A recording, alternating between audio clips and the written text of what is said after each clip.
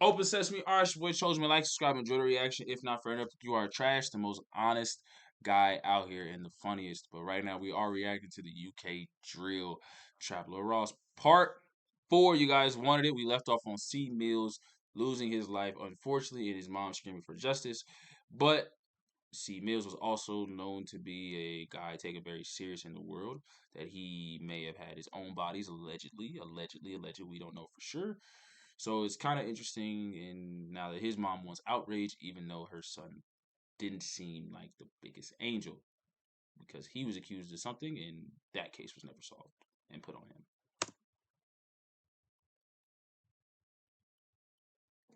The local community knew who killed her son, but the police do nothing. Another clip would circulate allegedly showing suspect and SY in a park, apparently the day after the murder, with members appearing to be stressed out. Dan sa after they cast or escalate Seamus 51st.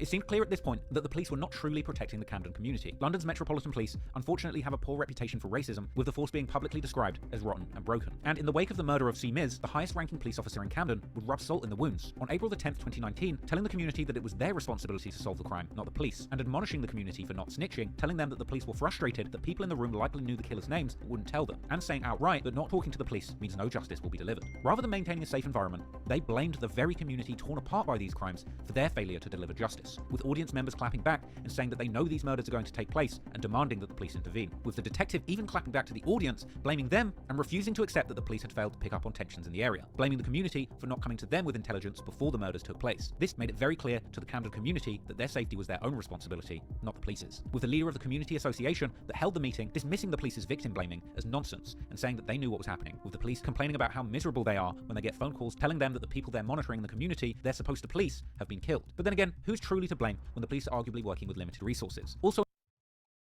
Oh yeah, I remember this part. I remember this part. They are the intelligence. I do remember this part. I remember we had a long, great conversation. Please go watch the last documentary. Um,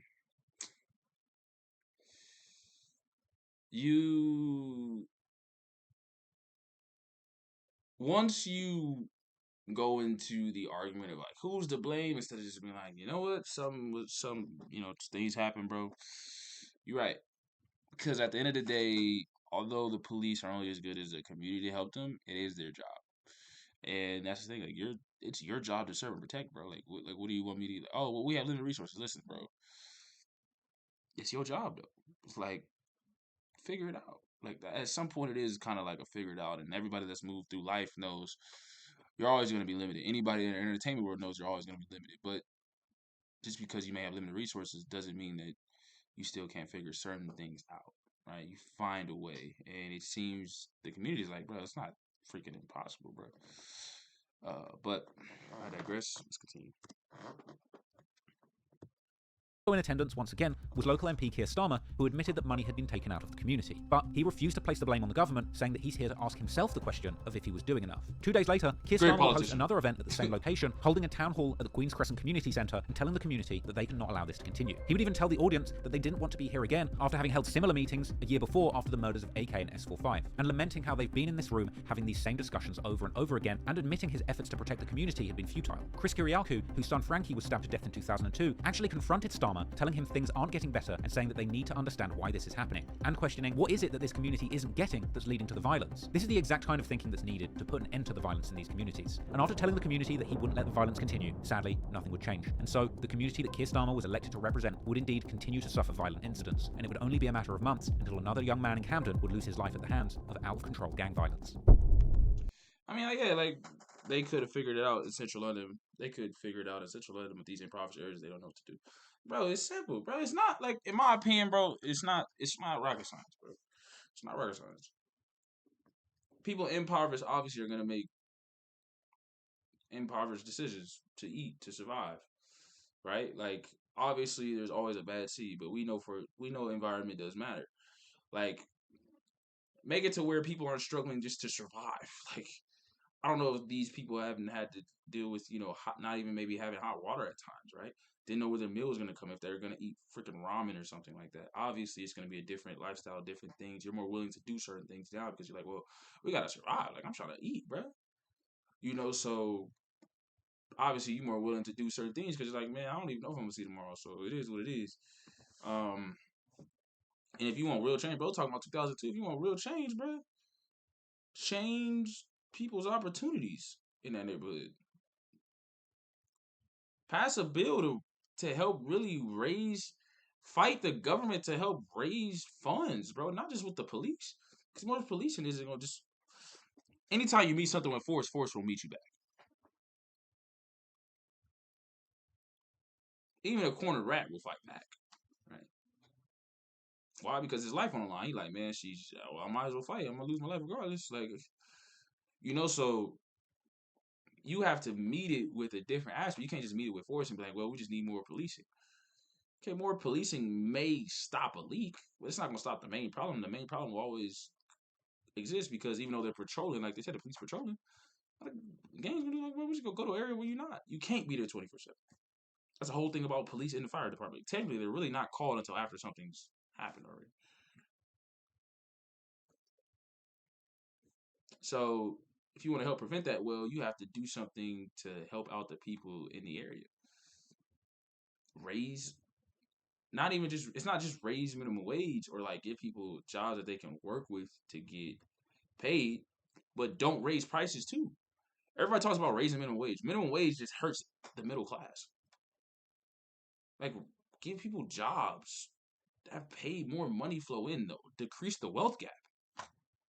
So somebody in this super established country like the UK, right,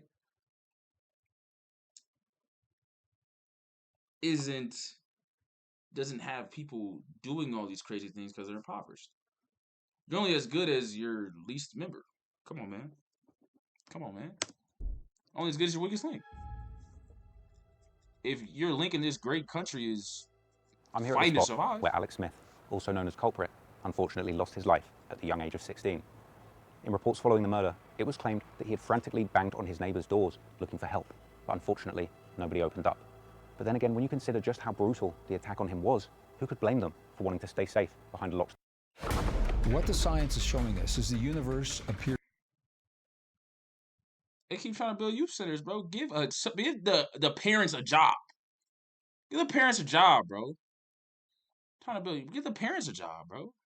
The mural here stands today as a reminder, not just of the life of Alex, but also of the brutal war that played out on these streets.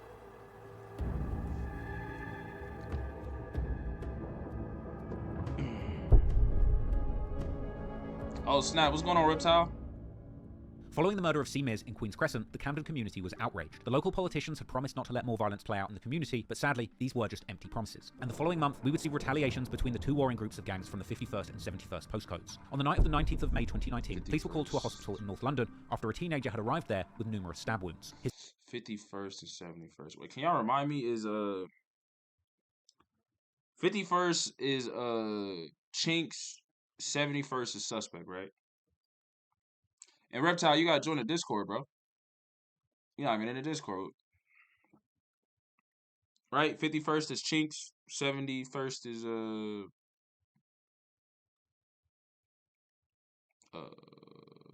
Suspect in them.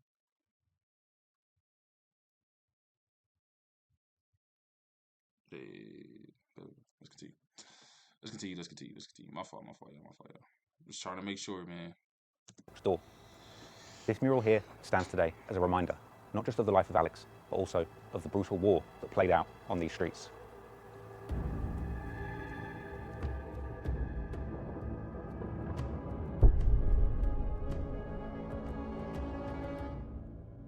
Following the murder of C. Miz in Queen's Crescent, the Camden community was outraged. The local politicians had promised not to let more violence play out in the community, but sadly, these were just empty promises. And the following month, we would see retaliations between the two warring groups of gangs from the 51st and 71st postcodes. On the night of the 19th of May 2019, police were called to a hospital in North London after a teenager had arrived there with numerous stab wounds. His condition soon after turning critical. This teenager would turn out to be the active gang member AR, or Armed Response, real name Arif Bayomi. After AR's condition got better, he was reportedly interviewed by the police, but refused to give a witness statement about what had happened. However, he did open up about the attack likely resulting from him being a member of the Agar Grove Gang, an admission of association that he would probably learn to regret later on. Despite the lack of cooperation by AR, the police would eventually do their jobs and find out the events that had taken place. According to court documents, that night, two members of the Combo Gang, part of... And I'm gonna say this too, like, that's why police in the US and the UK, they be like, yo, people be like even not everybody may not remain solid, but like not every like bro, everyone's like young, like like they're going against like grown police officers with all these tactics. Like they might he might like him even just saying that like he probably thought like bro I didn't even say nothing. I mean, I'm thinking they probably told him, oh, bro, we already know you. They probably literally told him, we know you probably part of a gang. Like, we already know you what gang you. He might have been like, oh, y'all know I'm part of the Agar Grove gang. You know what I'm saying? Like, he might have just responded just like that, but he's not, bro, he ain't Batman. You know what I'm saying? Like, he not the Punisher. It's not like he's knows all his way around the being in the police room 30,000 times. Like these are young kids. Like people might like he said that on like he probably said it on accident. Like nobody's Johnny Cochran. You know, like they got $1 million lawyers. Like they going in there trying to be solid, and to his knowledge, he thought he was being solid. So, I didn't even say nothing, but he already he didn't say much, but he said enough with him saying he's in a gang. Like y'all, people be in like bad situations. Like it's not like Law and Order or like Narcos, and they got these $1 million lawyers and they're untouchable. And these are kids going against grown professional interrogators, and they got every tactic to like use against you. Especially when he's been injured already, so he already not in the right state of mind. He just got hit. 51st were driving in a stolen Audi looking for their ops. Eventually, they would spot members of the active gang who were riding in another vehicle with a vicious attack being launched on the occupants of that car. This left AR with several serious stab wounds to his chest and abdomen, which landed him in the hospital for several weeks. The crime was gang-related, and the attack on a prominent member of active gang would later make its way into drill music, with Chinks from the 51st affiliated crew one side later rapping in numerous songs about the incident, mocking AR for coming so close to death. On the song Usual Culprits, he raps that his ops can no longer drive with their windows down since armed response got stabbed. And on the song Secret's Not Safe, he raps that armed response got splashed because he was lacking. Besides the events of that day eventually becoming notorious to drill music fans, soon the authorities would also catch up to this ongoing street activity. The police would later locate the Audi, finding 2 sets of fingerprints belonging to combo affiliates RH and RO. However, neither would seemingly be charged with the attack at the time, with the police seemingly not having enough evidence to connect them to the crime. However, Huh. That's interesting. Are you telling me they didn't park the car at their mom's house? Wow. Who'd have thought? also catch up to this ongoing street activity. The police would later locate the Audi, finding 2 sets of fingerprints belonging to combo affiliates RH and RO. However, they didn't park it at their mom's house, bro. Are they serious, bro? Like, bro, there's no way, bro. Like, I wonder who thought not to park it at their mom's house, bro. Like, oh, they left fingerprints? Well, they gotta have left the bloody weapon, right? Because that's a great idea. That's a great idea. and neither would seemingly be charged with the attack at the time, with the police seemingly not having enough evidence to connect them to the crime. However, unfortunately, street justice would soon play out, and in an effort to exact revenge on those who they believe were responsible for the near-fatal attack on a prominent active gang member, yet another young man connected to Camden's warring gangs would lose his life on those very streets. The next victim would be a teenager named Alex Smith, better known by his peers on the street as Culprit. 16-year-old Culprit was seemingly affiliated with the 51st Estate combo, and he could be seen on his social media posts hanging out in the block with other members.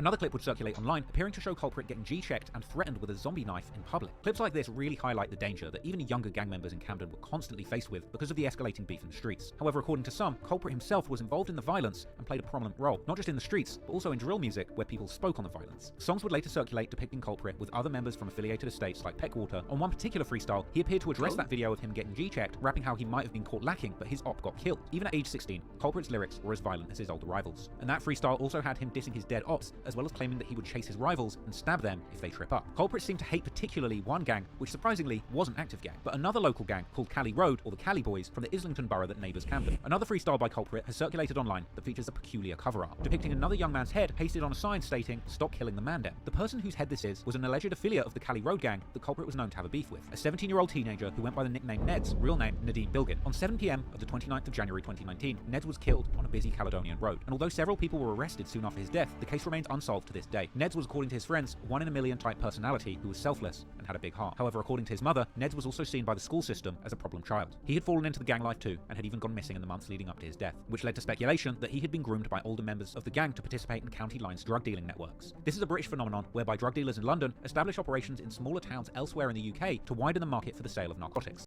Listen, bro, I ain't gonna hold you. Listen, bro. Listen, bro. Like, there's nobody grooming me to put crack in my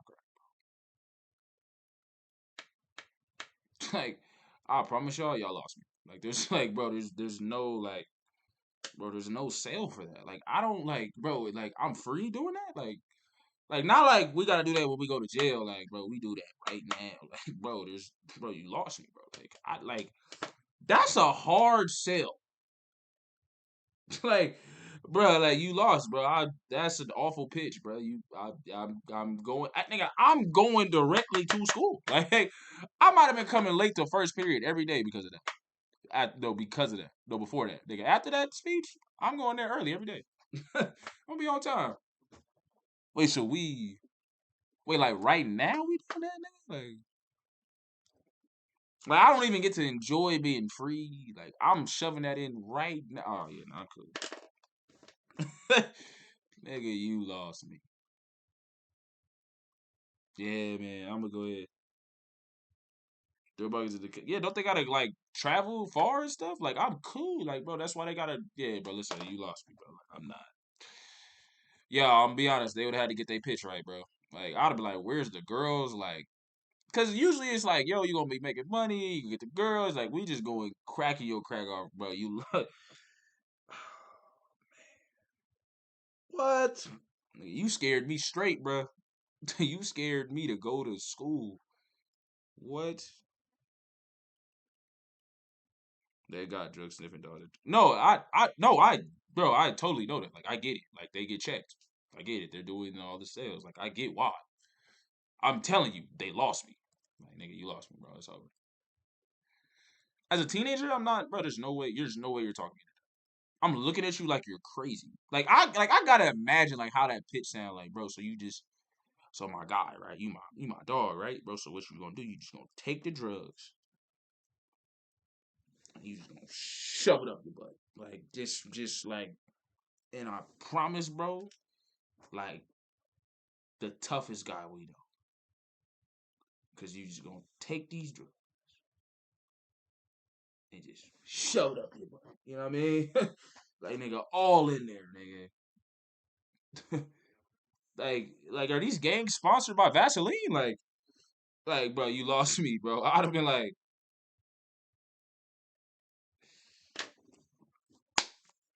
yep, mama was right. Yes, sir. Yes, sir. This ain't for me. This ain't for me, bro. Yeah, man. I'm gonna figure out how to go to college. Yeah, I like sitting down without an exhale. You know what I mean? Let's continue.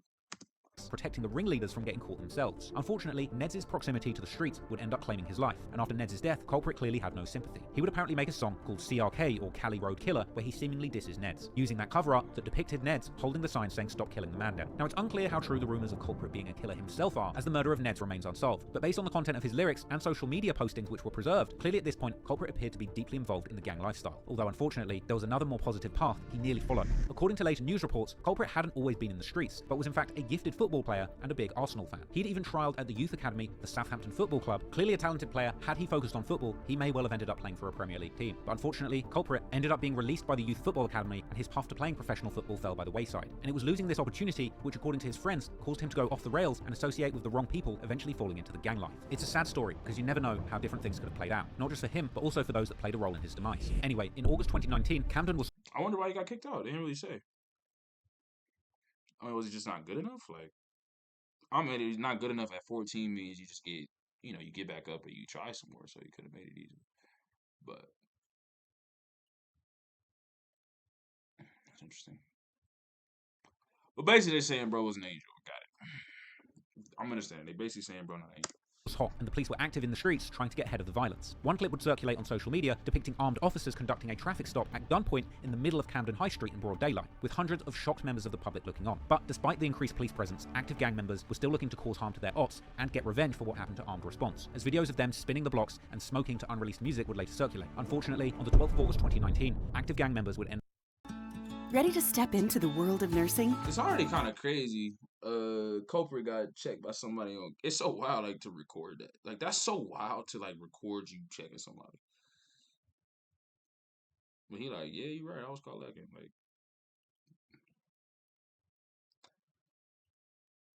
before we continue, I just want to say, like, being a gangster, bro,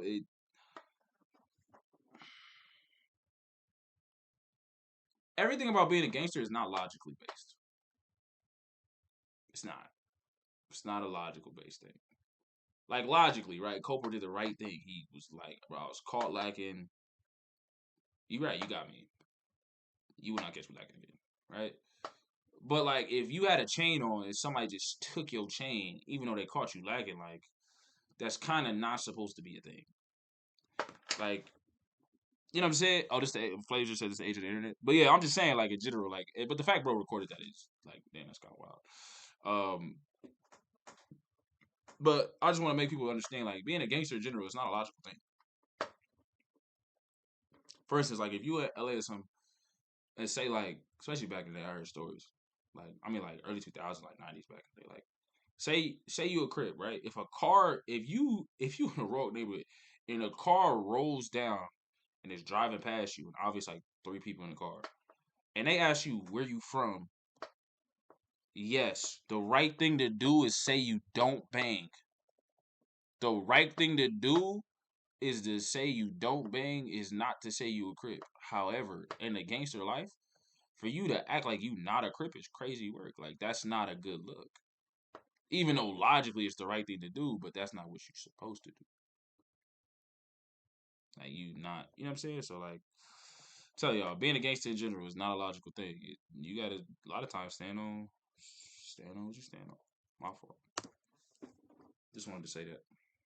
Oh, I keep forgetting guns ain't a thing in y'all. Harm So to that's their even ops more crazy. and get revenge for what happened to armed response, as videos of them spinning the blocks and smoking to unreleased music would later circulate. Unfortunately, on the 12th of August 2019, active gang members would end up getting just what they were looking for, as that evening, Culprit had been spending the night hanging out with friends. Later, they would head to a Nando's restaurant on Great Portland Street in the Cumbo neighborhood. There's even a picture of Alex in that Nando's eating what would end up being his last meal with fellow Cumbo affiliate Gutter. Meanwhile, on the Agar Grove estate, police would later establish through a combination of ANPR, which in the UK is automatic number plate recognition that automatically reads the license plates of passing cars, as well as CCTV and cell site evidence that active gang members, armed response, and a young man who was helping him run his county lines operation had spent that day travelling in a stolen blue Seat Leon with fake plates in the port city of Southampton, around 2 hours away from London, likely as part of another county lines operation ran by the 71st side of the gang war. Apparently the group had planned an attack on their ops in London, so they had returned to London in the stolen Seat together, arriving at AR's address at around 9:50 p.m. They would stay there for around 20 minutes before leaving the home in the blue Seat where suspect was living. That car would arrive just after a white Ford Fiesta, also with stolen plates, at around 10:30 p.m. Later court documents would reveal that while at suspect's house, his runner was offered drugs by Somalian boys who he claimed not to have met, but it's believed that these boys were SY and SWavy. Along with suspect, this made up a deadly trio that would later be referred to in music as Triple S. At around 10:30 p.m, right when Culprit and his friends were reportedly leaving the Nando's restaurant, the Ford Fiesta would leave suspect's apartment for about 15 minutes, allegedly to spin the block and search for their ops. At 10:30, AR and a younger member called Y Traps would speak on the phone, and then again at 10:44. At around 10:45, the Fiesta would return while the Seat would leave, before returning 8 minutes later. Then, just before 11 p.m, both cars left and went to number 8 Longford Street, a block associated with Cumbo, arriving shortly after 11 p.m. The Seat was being driven by AR, with Reeks in the front passenger seat and his runner in the back seat. Meanwhile, the Ford was being driven by SY, with suspect in the front passenger seat and SWavy in the back seat. So that deadly trio, Triple S, were all traveling in the Ford. Right before, just at around 10:30 p.m, Culprit had left the Nando's restaurant on Great Portland Street, proceeding northbound with 3 friends, one of whom was actually believed to have been involved in the attack on AR just months earlier. It's believed that the car carrying Triple S spotted Culprit and his group and identified them as the ops they were looking for, with suspect apparently jumping out of the car on Longford Street and proceeding on foot wielding a foot-long machete and making no attempts to conceal it. This was likely a large zombie knife, the kind of blade that suspect would rap fondly about throughout his career as a drill rapper. Him and SWavy ran into the entrance of the block looking for their ops.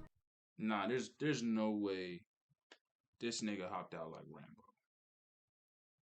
with a full big ass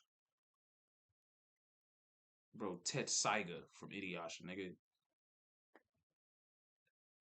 This nigga coming out like it's Game of Thrones, and this nigga's John.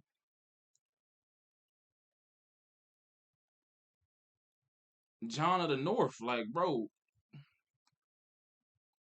yo, if I seen a dude come outside with just a giant knife walking down, I'm sorry, y'all. Like, I ain't even gonna lie to y'all. I'm looking.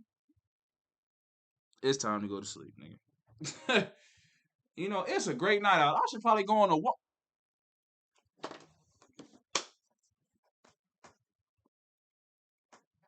Yep, that's my sign. That's my sign to take my black ass and go to sleep. And just like that, ladies and gentlemen, my day is done. There's no way. This nigga jumped out, walking out like he the final boss in Elden Ring, bro. What is going on? Tied up shoelaces. Oh yeah, tied up shoelaces. Hey yo, you just finished tying your shoes. You about to go outside. You see that? Yeah, yeah, yeah, yeah. Don't even. Yeah, go ahead and you got it, brother.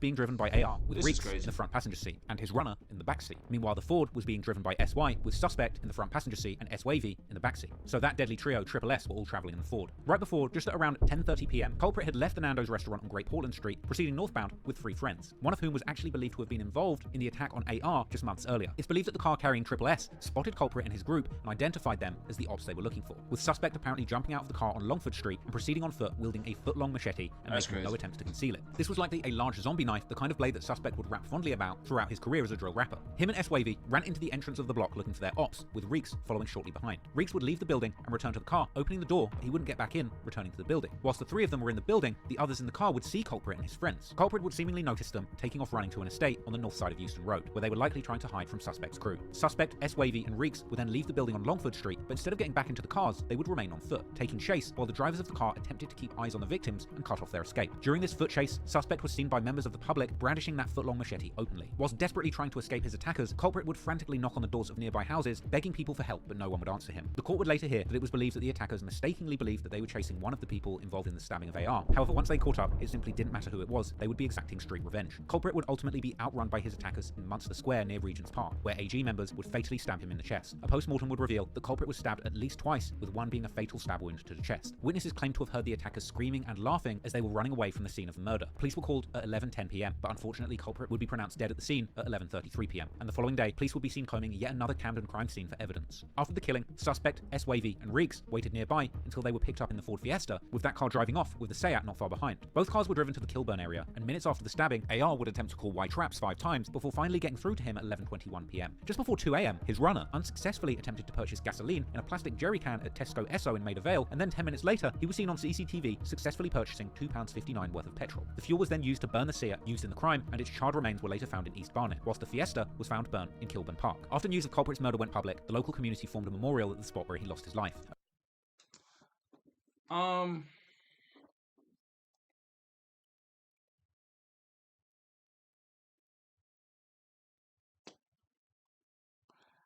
How do y'all feel, man? Like a young kid pleading for help, man.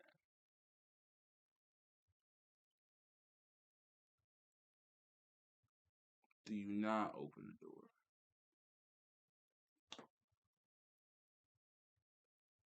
Because these people didn't know him.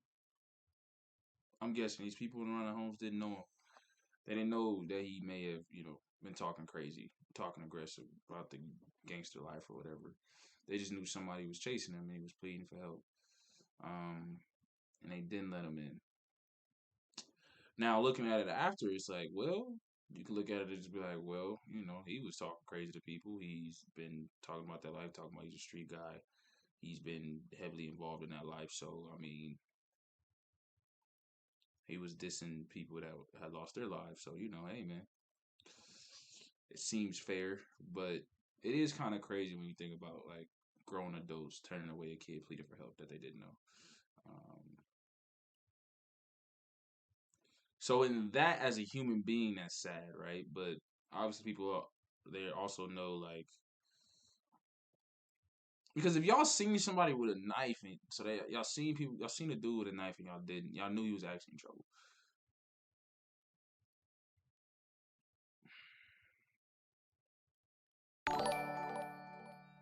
Hmm. it's just interesting. Sad. A 16-year-old kid, man. As someone who's from there, ain't nobody was gonna open that door, especially in the ends. A lot of people's front doors get multiple locks on the front door because of what's going on outside. Okay. I'm just asking. But like I said, that's why I said like 16-year-old kid, but then those same people, if they probably already know, like, yeah, you're probably one of those, they probably already uh Sean, I'm not reacting, not gonna hold you. So they kinda already know, like, you know what I mean? Like, he's probably somebody involved in that life, but it's just sad though. Um oh snap, it got painted over. A mural which the family had to fight to keep up, with a petition to the local council who had planned to remove it. The council even pulled this off, with the brick wall there being repainted as if nothing had ever happened. However, in the end, the community would ultimately win, and a new mural was soon painted in the same spot, and this time it was allowed to remain, soon becoming a symbol where 51st affiliates would pay tribute to their fallen friend. Look at this, man. However, conversely, some of those who had been hurt by Culprit's actions in the streets would return to deface the mural. One particularly brutal diss song relating to Culprit's death came a year after the killing, with active gang member Too Smoky releasing a song titled Knock Down Ginger, aimed squarely at Culprit. This is a song essentially mocking Culprit for knocking on doors as he ran for his life, comparing it to a game of Knock Down Ginger, or as Americans would call it, how many single-family houses, single-family homes? Oh. Oh. Oh. in Camden seemed to escalate further, with 3 people getting killed in 5 days in September 2019 alone.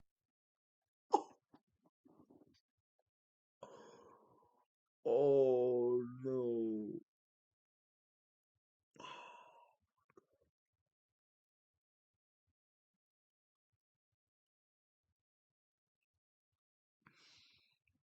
Oh, I know that song, bro. Oh, that song was one of my wildest reactions. Oh. A song titled Knock Down Ginger, aimed squarely at Culprit. This is a song essentially mocking Culprit for knocking on doors as he ran for his life, comparing it to a game of Knock Down Ginger, or as Americans would call it, Ding Dong Ditch. Unsurprisingly, following Culprit's death, the violence in Camden seemed to escalate. And like I said, man, like, bro, be a civilian, bro. Once you lose your life, it's over, bro. It's a mural. That's what your life is, just a mural. And after what, 5, max 10, people gonna be like, I don't even know what that is. It's somebody that lost their life. That's it. That's all you get. That's the trophy you get. You lost your life because you wanted to be gangster, talk crazy to people, be about that life, and that's what you get. And you was mocking people, now people mocking you. So like, your mom is sad. They did a petition, people signed it. Yeah, man, cool. Bro, that's what you want, bro. And I say this all the time, man. Like, it's not the 80s, bro. Like 80s and 90s, like, they was trying to millions. What is it? Are y'all making millions? Hundreds of thousands? It's just sad, bro. It's just sad, bro. I know that song. Though. That song is crazy, though. That song is tough. That song is wild. Further, with 3 people getting killed in 5 days in September 2019 alone. One of these victims was a man of Portuguese descent who had left the house to buy some milk when he was shot dead in Kentish Town territory, the area of the Queen's Crescent Gang. This appeared to be a case of mistaken identity, and just an hour before, a woman was stabbed to death just a few hundred yards away in what turned out to be a non-gang related attack stemming from a dispute between 2 women. And then, nearly 4 days later, 2 men were attacked. Damn, a girl just stabbed another girl? That's crazy. Damn, y'all girls getting down? Damn. Used to burn the seer used in the crime, and its charred remains were later found in East Barnet, whilst the Fiesta was found burned in Kilburn Park. After news of Culprit's murder went public, the local community formed a memorial at the spot where he lost his life. A mural which the family had to fight to keep up, with a petition to the local council who had planned to remove it. The council even pulled this off, with the brick wall there being repainted as if nothing had ever happened. However, in the end, the community would ultimately win, and a new mural was... The council is crazy, by the way. My fault. I know I'm pausing a lot. The council is crazy, by the way. Y'all niggas not working no hard. Those buildings probably, are they even up to code? There's probably a lot of complaints about those buildings for people that live there. I believe that's somewhere people live. But y'all like, we gonna keep up the brick wall. That was, come on, man. Y'all come on, man. Y'all council ain't nothing for that one. soon painted in the same spot, and this time it was allowed to remain, soon becoming a symbol where 51st affiliates would pay tribute to their fallen friend. However, conversely, some of those who had been hurt by Culprit's actions in the streets would return to deface the mural. One particularly brutal diss song relating to Culprit's death came a year after the killing, with active gang member Too Smoky releasing a song titled Knock Down Ginger aimed squarely at Culprit. This is a song essentially mocking Culprit for knocking on doors as he ran for his life, comparing it to a game of Knock Down Ginger, or as Americans would call it, Ding Dong Ditch. Unsurprisingly, following Culprit's death, the violence in Camden seemed to escalate further, with 3 people getting killed in 5 days in September 2019 alone. One of these victims was a man of Portuguese descent who had left the house to buy some milk when he was shot dead in Kentish Town territory, the area of the Queen's Crescent gang. This appeared to be a case of mistaken identity, and just an hour before, a woman was stabbed to death just a few hundred yards away in what turned out to be a non-gang related attack stemming from a dispute between 2 women. And then, nearly 4 days later, 2 men were attacked with knives in Camden High Street, close to Camden Town Underground Station, the very heart of the borough, with one of these men being declared dead at the crime scene. This man would turn out to be a 25-year-old man who went by the nickname Nuts, real name Assad Abdullah Yarrow, who according to his girlfriend was killed by machete-wielding attackers who were looking to score points. Nuts was of Somalian descent, which would raise the question as to whether this was a targeted racial attack, as previous police intelligence did suggest that after the murder of Simiz, gang members in the area might be trying to kill any member of the Somalian community in revenge. As I ain't gonna lie, it took everything out the laugh when I said that nigga's name is Nuts. Uh,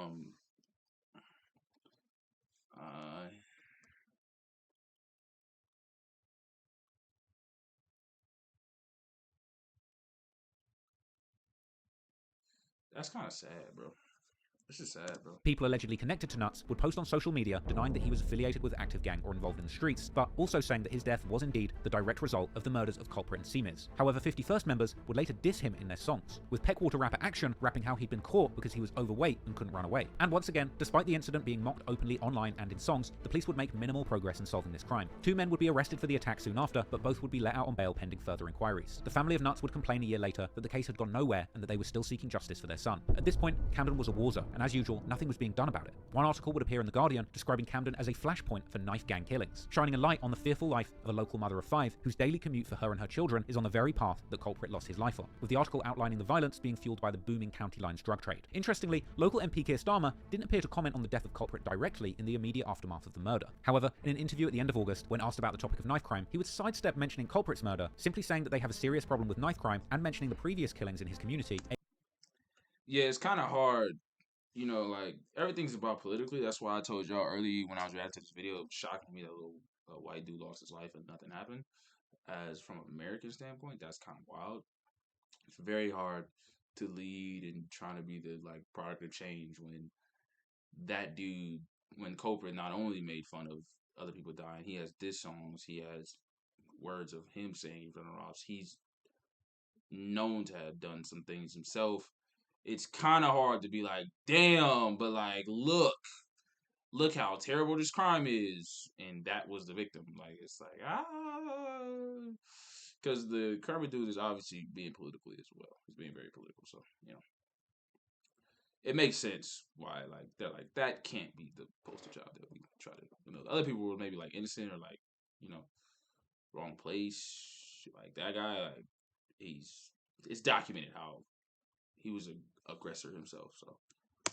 AK, S45, and Simiz. He would also claim once again that the problem is likely being fueled by budget cuts in community support, as well as police services. Ironically, he would later go on to admit in the interview that it was a huge blow for him to have spent 18 months working on the knife crime report and for another fatal stabbing to have occurred. I assume he's referring to the Culprit incident, but he doesn't mention him by name. Keir Starmer would then go on to assure people that despite failings at preventing gruesome knife murders, Camden is still safe. But Camden was not safe, not by a long shot. However, in one area, progress was being made, because while gangs were still running amok in the streets of Camden, this time the police were closing in on suspect and his accomplices. Or so they thought, because while they were gathering evidence to arrest suspect for the murder of Culprit and building up a tight case to put one of Camden's most prolific killers behind bars, they would soon realize it wouldn't be so easy, because even with all the evidence in the world, if they wanted to arrest suspect, they would. That nigga looked and said it's safe? Nah, that's crazy. Nah, that's actually insane. There's no way he said that. Did he just look people in the face after multiple murders and be like, no, listen, it's safe?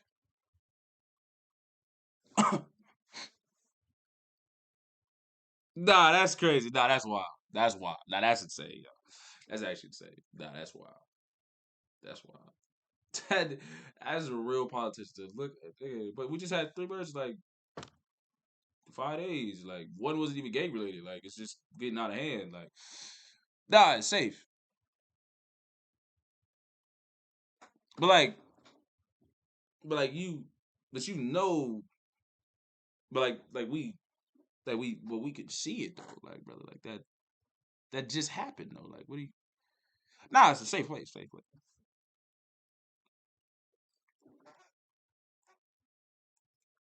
Bro, hey, bro, real politician. He like Christopher Columbus.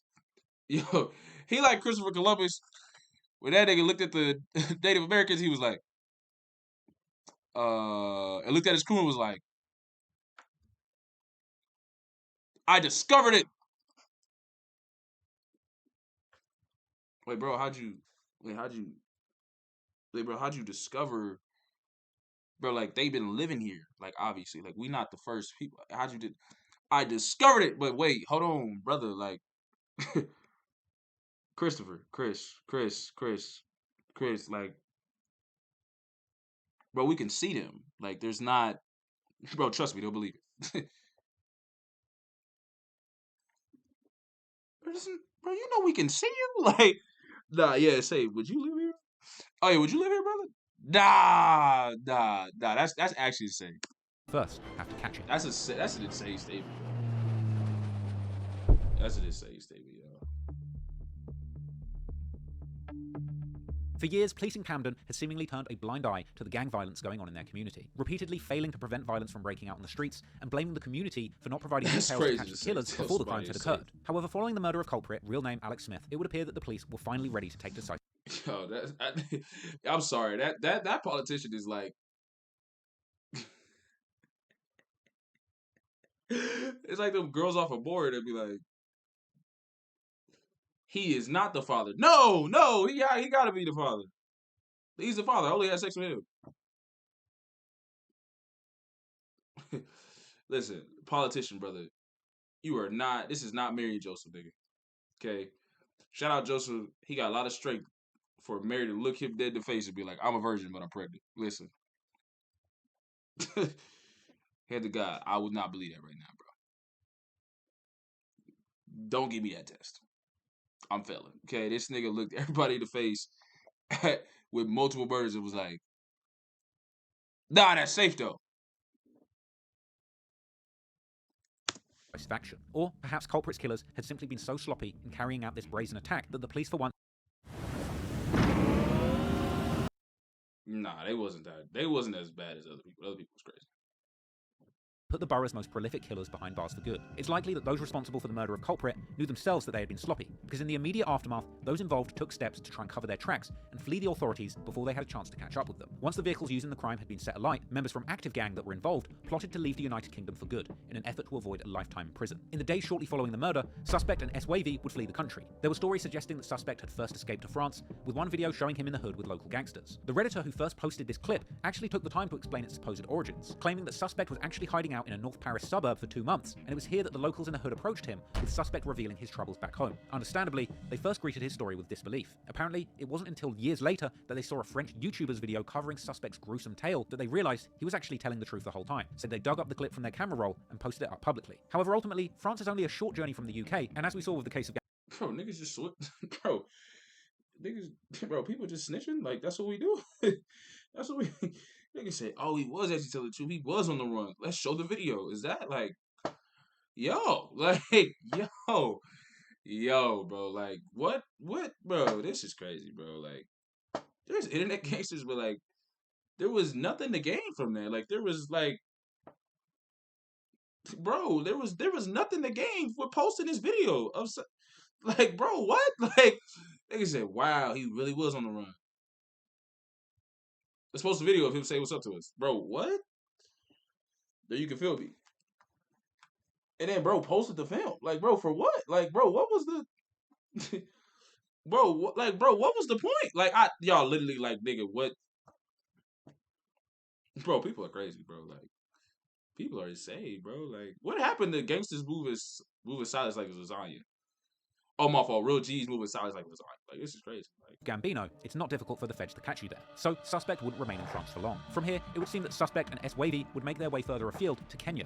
Meanwhile, two others who were involved, Reeks and SY, would instead flee to Kenya's neighbour, Somalia, later being seen on social media living their best lives armed with AK-47s. And several social media clips of Reeks and SY living the good life in Somalia would continue to circulate online for years to come. Ultimately, those two would get away, disappearing from the UK without a trace and never facing justice for their alleged involvement in this murder. However, the two other people involved with the murder and an accomplice wouldn't be so lucky. Armed Response would unsuccessfully try and flee the country. He was apparently in the process of trying to secure false paperwork to fly to Egypt, but was stopped at the airport. AR was arrested on the 18th of August 2019, and he would appear in court the next day, maintaining his innocence and refusing to cooperate or give any names. Eventually, he would be sentenced to life for murder on the 12th of March 2020 alongside White Traps. He had been arrested That nigga tried to fly the plane?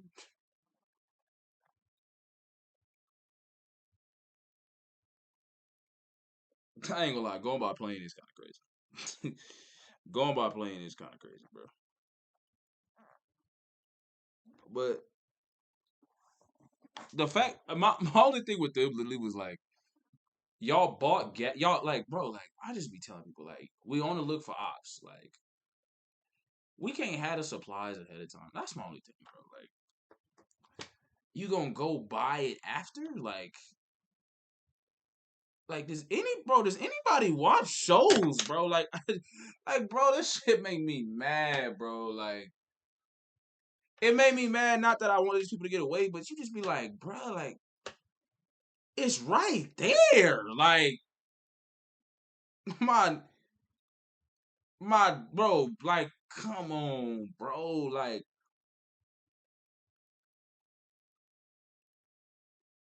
it's like somebody asking me, bro, how do you spell I? Nigga, the letter I? Bro, shut up. Like,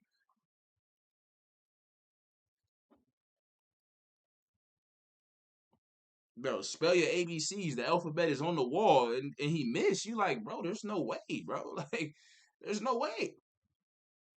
There's just no way. Like, I don't know in the UK if y'all got an SAT or something.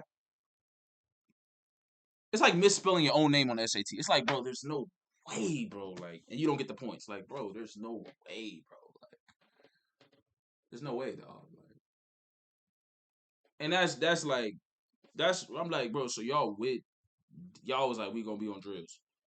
So y'all buy the stuff when the cars are already hot and there's already hella cameras. Y'all go to like, come on, man. Like, they probably use credit card too. Like, come on, man. That's crazy. day before AR on August 17, 2019, and was later found guilty of assisting an offender receiving 2 years and 10 months in prison, specifically for his role in helping destroy the 2 cars used in the crime. As would AR, his runner, who was caught by police back in Southampton where they had their county line operation, ultimately being arrested on the 14th of August 2019 for his involvement with the murder, getting convicted for both murder and for assisting an offender after being filmed buying the gasoline that was used to burn the getaway cars. On March 29, 2021, he received life in prison, serving a minimum term of 18 years. Interestingly, sentencing was actually delayed a whole year due to alleged drug-induced psychosis that he claimed to be suffering during the trial of his peers. Now, I thought that was another interesting detail to mention. Not to let these young men off the hook for their awful crimes, but when you look back at the likes of Suspect and his friends, clearly taking drugs as teenagers, going missing to work in county lines drug dealing operations, likely as vulnerable children being pressured by older gang members, it's hardly surprising that these young men ended up with issues like anger, substance abuse, and ultimately extreme antisocial behaviors that culminated in murder and life in jail. In many ways, these young guys on either side of the knife have been failed by the system, and it could have been just as easily Suspect, SY, S-Wavy, or any of the members of the active gang that killed Culprit being on the receiving end of the knife, with another young person like Culprit suffering from the same issues and rumoured violent behaviours that hurt others before he lost his life. There really are no winners here. Even Reeks and SY fleeing to Somalia to evade justice. I mean, it doesn't take a genius to work out that life in the UK is likely a damn sight better than life on the run in Somalia, which is literally considered one of the most dangerous countries in Africa. These aren't rational choices being made by the young men we're discussing in this story, and one does have to wonder, what are the root societal causes that are driving these gang wars? Whether it's poverty, racial tension, or a lack of strong male models preaching positivity, I can't say definitively. But the sad fact is, no matter your circumstances, if you take a life and cause another to grieve, you should face consequences. Armed Response, Why Traps, and did. Reeks and SY did not. And for Suspect and S-Wavy, well, for the time being, they had evaded justice. But the clock was ticking. And unlike previous murders, this time the police in Camden were determined to make sure everyone involved, or at least the ones they could catch, would face justice. However, little did they know that the out-of-control gang war on their streets would soon become a global phenomenon.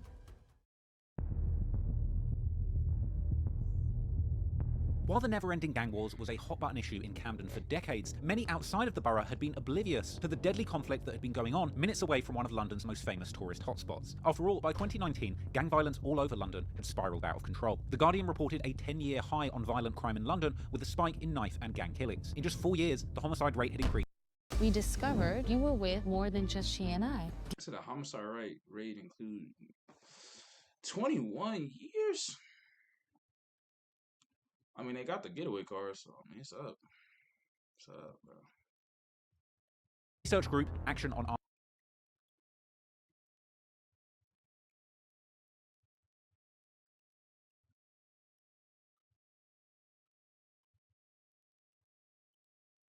Oh, he was older than the young dude that got 2 years, I'm guessing. Cause I'm trying to figure this out like on some Law and Order stuff. Cause I'm like, how, bro, like, bro, getting life. But oh boy, how did that dude get 2 years? Unless the other two literally just said like, bro, he had nothing to do with it. But they saying we didn't have nothing to do with it. Cause you could easily just be like, we ain't kill nobody, bro. Like, I was not the one to kill nobody. But if you gave a young dude the option of like he didn't kill nobody, like I'm a little like, well, how you only get 2 years? Like y'all couldn't fight. Like, that's not fightable. Like 21, like unquestioned. If fingerprints went on a car, like they just got caught. I mean, you got caught burning it. That is the car in the area. So I mean, I guess it was up regardless. That's just a little weird to me. I don't know. Am I overthinking? Might be overthinking.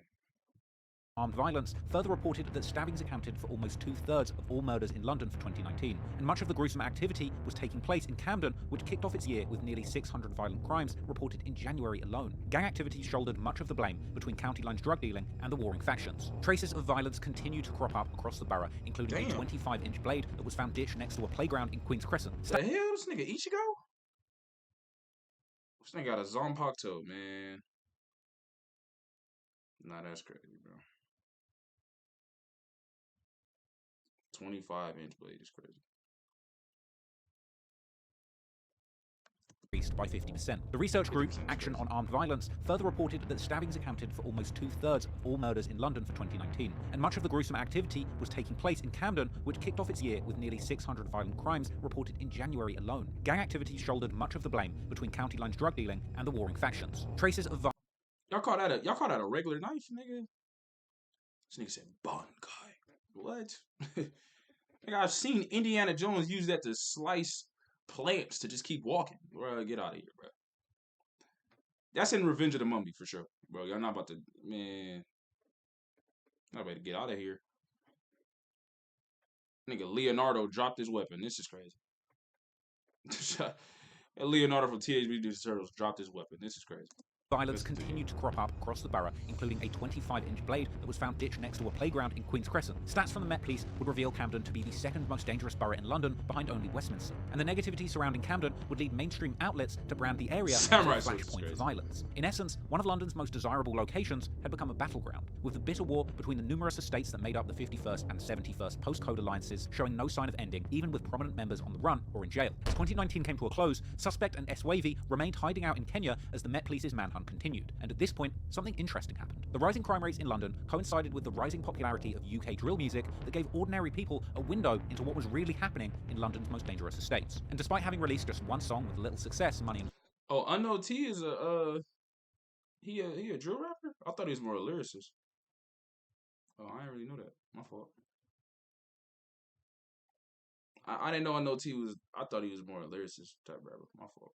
Violence. Even before fleeing to Kenya, Suspect had been recording music and plotting out a career as a rapper, and he seemingly wasn't going to let being on the run from murder charges stop his plans. In fact, Suspect had stockpiled plenty of material for his music, and the fallout from Culprit's murder only seemed to kickstart his career. Around the end of 2019, Suspect would be seen on social media freestyling with active gang members, visibly armed with machetes. Now, it's unclear whether or not this was recorded before or after the murder of Culprit, but the ultra-violent lyrics all about violence and stabbings would be a taste of what was to come from Suspect when he begun taking music more seriously.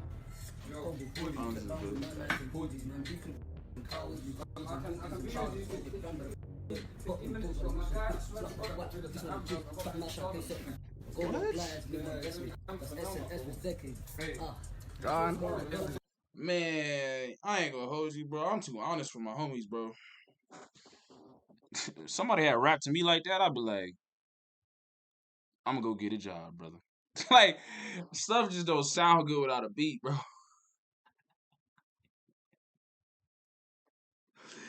Hey, let me go ahead. Let me go ahead, man. McDonald's hiring, and I'm just fresh out of high school, bro. I gotta save it for college. You know what I'm saying? I'm a little too honest, man. I ain't gonna hold you. I'd have heard that and be like, yeah. styling with active gang members visibly armed with machetes. Now, it's unclear whether or not this was recorded before or after the murder of Culprit, but the ultra-violent lyrics all about violence and stabbings would be a taste of what was to come from Suspect when he begun taking music more seriously.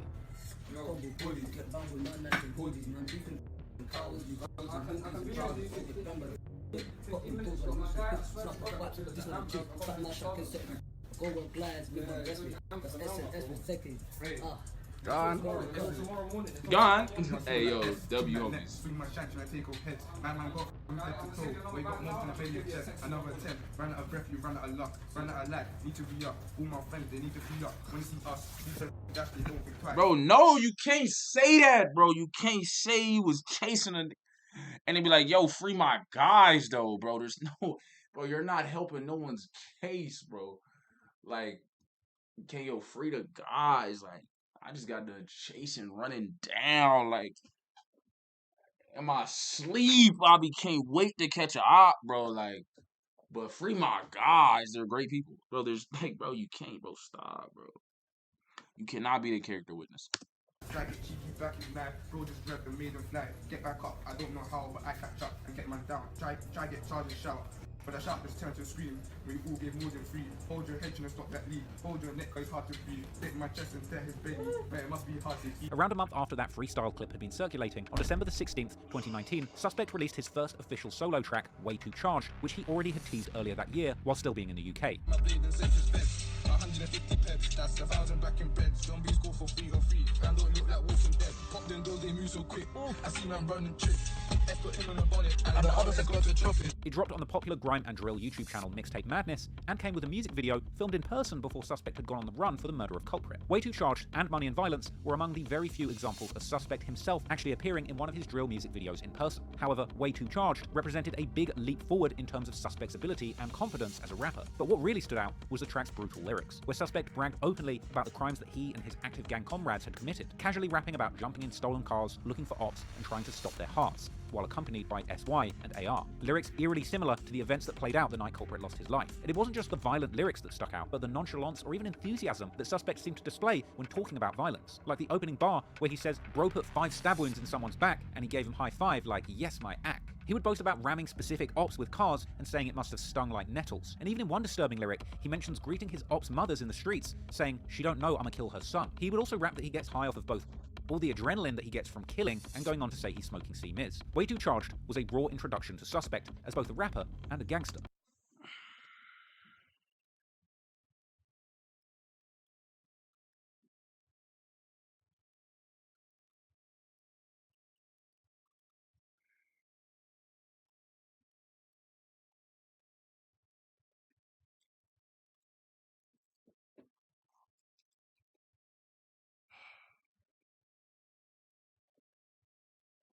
I'm glad I'm a civilian, bro. Bro said he said hi to the fam. And while the majority of drill music fans listening were not yet aware of just how much truth there were behind these gruesome lyrics, this was only the beginning, and he would continue his momentum, appearing on songs and perpetuating the crimes that This nigga got the same mask as Tobey Maguire's Spider-Man 1, bro. I'm like, he had committed in the streets, something that he would continue to build on throughout his time on the run. Soon after Way Too Charged dropped, Suspect would feature on a song alongside UK drill veterans Blanco and Biss from legendary South London crew the Harlem Spartans. That was a song titled Hood Up, and saw Suspect creatively describing the murders that he had been involved in, rapping that he minus one of his ops from 51st, and now he calls them 4, promising to stab anyone from the NW5 postcode, as well as dissing the Peckwater and Queen's Crescent estates, promising to kill his ops from these areas. Slowly, Suspect was getting more confident on the mic and comfortable releasing music with outright confessions of his crimes. And despite literally still being on the run for murder charges, he was surprisingly active on social media. Damn, Trap Lord, you know what I'm gonna say, allegedly? Like, yeah, you know. I mean, damn. Okay, I'm gonna say allegedly. In early 2020, he was still active on Twitter, retweeting quotes from his favorite US rappers like Lil Durk and Quando Rondo, and then on March the 4th, 2020, he would release his next solo track, Purge Style, with a menacing concept that bordered on horrorcore, this time likening his activities in the streets to the movie The Purge, where people are granted They're coming straight Is in. it Lil Durk and Quando? Yeah, this had to be before King Von. instincts without legal consequences. Once again on the song, Suspect gleefully describes the horrendous acts he committed during his time as a gang member in Camden, including disrespectful lines referencing G-Squeeze's injuries after he was rammed and stabbed, and claiming that no one has retaliated since they killed C-Miz, even claiming openly to have stabbed over 10 of his ops, including C-Miz, and describing the incident in vivid detail, comparing himself to a barber, saying his blade cut through his dreadlocks. At this point, Suspect had been evading police for around half a year, and it would seem that despite the arrests of some of those involved, the police were no closer to catching Suspect himself. At some point, he must have found himself feeling a rush from evading the police. Suspect would tweet soon, after Purge Style dropped, that it's ironic that cops suspect him of murder given that his name is Suspect. He was seemingly suffering no consequences for either the crimes he committed or the music he released speaking on them. So he continued making demonic drill raps and building his profile in the drill scene. On March the 15th, 2020, active gang members dropped the posse cut No Hook, featuring Blitz, SY, Striker, and Suspect, with Suspect himself rapping concerning bars where he raps that stabbing ops is what he does for pleasure and that he's Olympic level when it comes to stabbing. He also drops juvenile bars comparing hunting ops to the schoolyard game Duck Duck Goose, suggesting the ones who get caught end up on stretchers. Even going on to drop a slick double entendre saying that he camps for ops and leaves them dead inside forensic tents. An all too familiar sight in the aftermath of the many deadly attacks that have played out in Camden so far. He would also reference the murder of 51st member Dottie, who was killed by Tottenham gang members from OFB from the Broadwater Farm Estate, saying that since Dottie died, they've never retaliated or been to the Broadwater Farm Estate. The disses were extremely specific and personal, and this would continue in every song he released. At the beginning of April 2020, Suspect would drop the song Zero Life, a collaboration with fellow accomplice of the culprit murder SY, who himself had fled to Somalia. The track came with lyrics where he claimed that he was smoking C-Miz and that it tastes so sweet, while the likes of Suspect and SY were continuing to disrespect their Camden rivals, thousands of miles away in Africa, back in Camden, street activity would continue. On the 27th of April 2020, there was a shooting in Queen's Crescent, right outside the community centre, close to where C-Miz had been killed, an attack which left a man hospitalised. Interestingly, a month before this, Camden MP Keir Starmer had actually been elected as the leader of the Labour Party, Britain's top opposition party, putting him in the running to become Britain's next Prime Minister. The next Prime Minister of this country. That nigga, it's amazing. Yo, that's insane. That nigga said, we want peace. This is what I do. Peace is all we about. Brother, nigga ain't nothing gotten safer, but you keep getting promoted. Ain't that crazy? And then the nigga just lied to you. Like, bruh, come on, bro. Like, looked at us and lied with our face. Like, yo, that remind me, like, I wasn't even alive for this, but that remind me of, like, the old Rodney King videos, like, for the police to, like, look people in the face and be like, we did not beat him down. If you look closely while we were just beating the goofy out of him, right? Like, wait, look there. See the way he blinked, right? We thought he had a weapon. There was no weapon found. But listen, we didn't beat him. Like, bro, what? Nah, that's crazy. That's crazy to be like, it's safer, nigga. Did you know we could, like, bro, that's not, you're lying. Like, Keir Starmer. That's the hope. Now the hard yards. Labour's leaders today embracing the task. Who's who? And looking like he means business.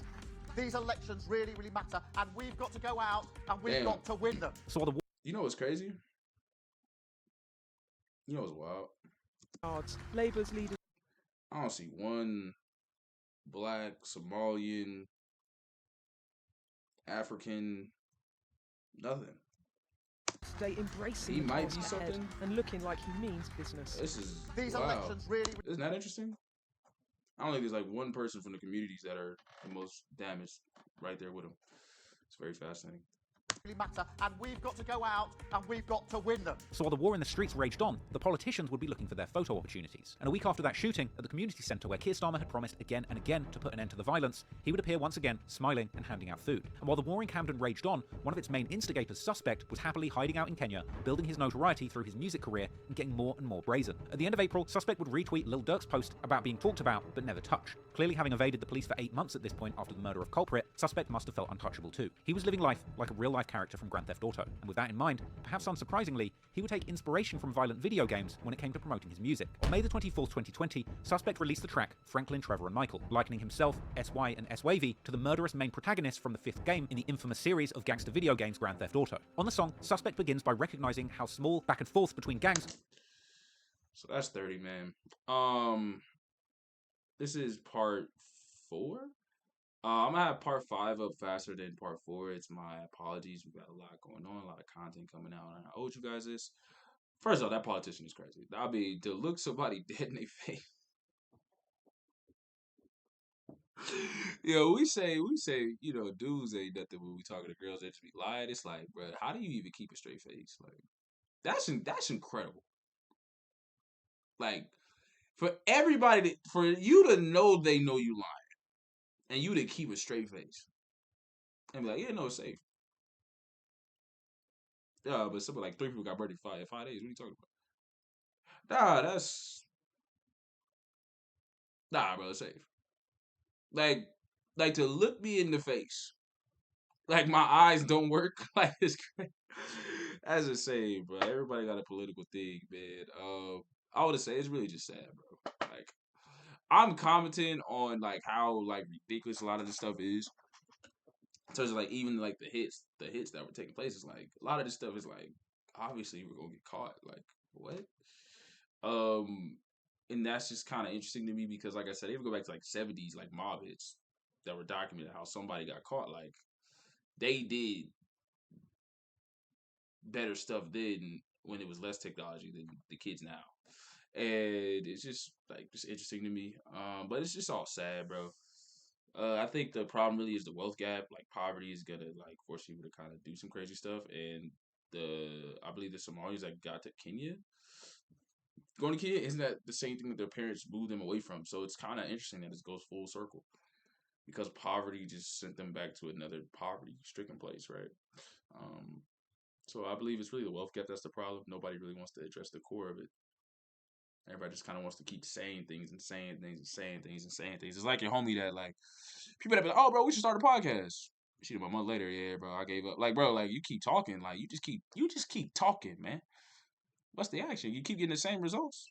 You sitting there ain't gonna change nothing, but it's sad, man. Like and subscribe, man. Comment it up, man. Like it up for me. That helps me a lot. But we are gonna get part 5 up faster. I apologize. I'm have it up as soon as possible, man. It's your boy Chosen. Like and subscribe, please. Let me know what y'all react to next, man. It's sad, man. I'm out.